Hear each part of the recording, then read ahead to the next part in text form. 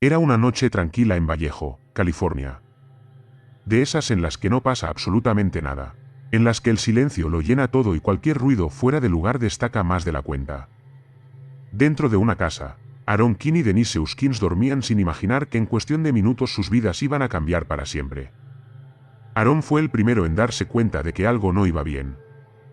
No fue un golpe ni un grito lo que lo despertó, sino esa sensación extraña que a veces aparece sin motivo, como si el cuerpo supiera antes que la mente que algo está a punto de ocurrir. Cuando abrió los ojos, ya era demasiado tarde.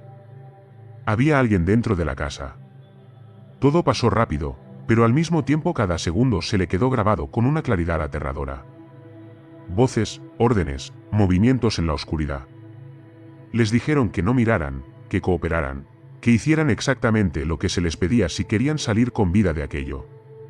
No era un robo improvisado, no era alguien que hubiera entrado por casualidad. Había planificación.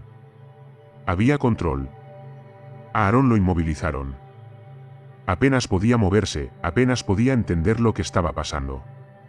Y mientras intentaba procesarlo todo, vio cómo se llevaban a Denise.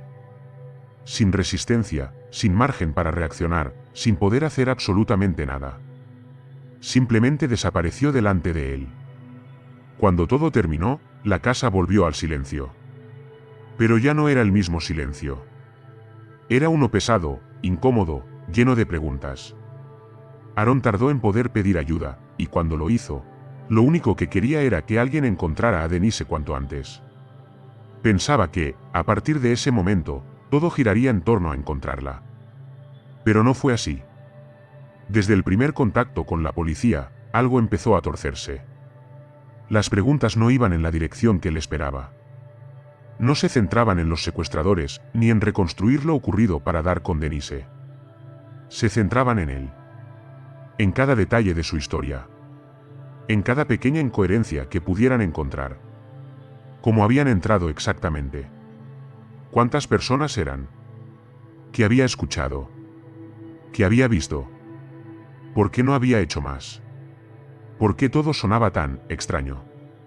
Y es que la historia, tal y como la contaba Aaron, parecía sacada de una película. Demasiado compleja, demasiado medida, demasiado poco habitual. No encajaba con lo que los investigadores estaban acostumbrados a ver. Y cuando algo no encaja, a veces es más fácil descartarlo que intentar entenderlo. Poco a poco, la investigación dejó de centrarse en un secuestro para centrarse en una posible mentira. Aaron pasó de ser una víctima a convertirse en sospechoso. Lo interrogaron durante horas, presionándolo, haciéndole repetir la historia una y otra vez, esperando que en algún momento cambiara algo, que se contradijera, que admitiera que todo era una invención. Pero no lo hizo. Porque no había nada que inventar. Todo había ocurrido exactamente como lo estaba contando. Mientras tanto, Denise seguía desaparecida. Cada hora que pasaba hacía que todo fuera más grave, más urgente, más desesperante. Pero fuera de esa casa, la percepción ya estaba cambiando. La policía empezaba a filtrar su versión, y los medios la recogieron rápidamente. La historia que empezó a circular no era la de una mujer secuestrada, sino la de una supuesta mentira elaborada por una pareja. Una especie de historia al estilo Gangel, una desaparición fingida, un montaje. Y cuando esa idea se instala, es muy difícil quitarla. Pasaron los días, y cuando parecía que todo iba a quedarse en esa versión, ocurrió algo que nadie esperaba. Denise apareció. Viva. A cientos de kilómetros de distancia. Su regreso debería haber sido el momento en el que todo se aclarara, en el que la historia de Aaron se confirmara y la investigación tomara por fin el rumbo correcto. Pero no fue así. Denise contó exactamente lo mismo. Los mismos detalles, la misma secuencia, el mismo tipo de secuestro cuidadosamente ejecutado. Y aún así, no les creyeron. Para los investigadores, aquello seguía sin encajar. Dos personas contando una historia que parecía demasiado perfecta, demasiado fuera de lo común. En lugar de replantearse si tal vez estaban equivocados, mantuvieron su postura. Llegaron incluso a insinuar públicamente que todo había sido un engaño, que habían desviado recursos policiales, que habían mentido. El daño fue inmediato. No solo estaban lidiando con lo que había pasado, sino con la presión mediática, con la duda constante, con la sensación de que nadie estaba de su lado. Pasaron de ser víctimas a ser señalados. Y mientras tanto, la persona responsable seguía libre. El caso empezó a enfriarse. Sin nuevas pruebas, sin avances claros, parecía destinado a quedar como una historia extraña, sin resolver del todo, rodeada de sospechas y teorías. Hasta que, meses después, ocurrió algo que lo cambió todo. En otra ciudad, otra mujer denunció un intento de secuestro. El modus operandi era inquietantemente familiar. Demasiado parecido. Los mismos detalles que en su momento parecieron imposibles, exagerados o inventados.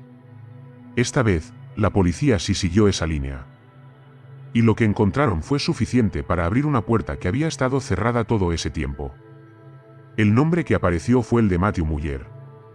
Un exmarine, con formación, con una vida que, en apariencia, no encajaba con la de alguien capaz de cometer algo así. Pero las pruebas empezaron a acumularse. Registros, objetos, conexiones con lo ocurrido en Vallejo. Y entonces ya no hubo dudas. El secuestro de Denise Euskins había sido completamente real.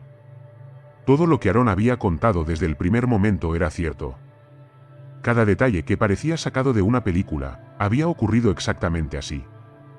La historia dio un giro total. Lo que antes era visto como una mentira pasó a ser uno de los mayores errores en la gestión de un caso de este tipo. No solo no protegieron a las víctimas, sino que las expusieron, las cuestionaron y permitieron que el responsable siguiera libre más tiempo del que debería. Matthew Muller fue detenido y condenado, pero eso no borró lo ocurrido. Porque el problema no fue solo el crimen, sino todo lo que vino después. La rapidez con la que se descartó una versión por no encajar, la facilidad con la que se señaló a quienes estaban diciendo la verdad. Este caso no solo habla de un secuestro. Habla de lo que pasa cuando la realidad no se ajusta a lo que alguien espera encontrar. De cómo incluso las personas que deberían ayudarte pueden convertirse en un obstáculo si deciden que tu historia no tiene sentido. Y sobre todo, deja una idea inquietante flotando en el aire. Si esta vez la verdad salió a la luz fue por pura casualidad, por un segundo intento que permitió conectar las piezas, pero si eso no hubiera ocurrido, probablemente esta historia seguiría siendo recordada como una mentira. Como un engaño. Como algo que nunca pasó.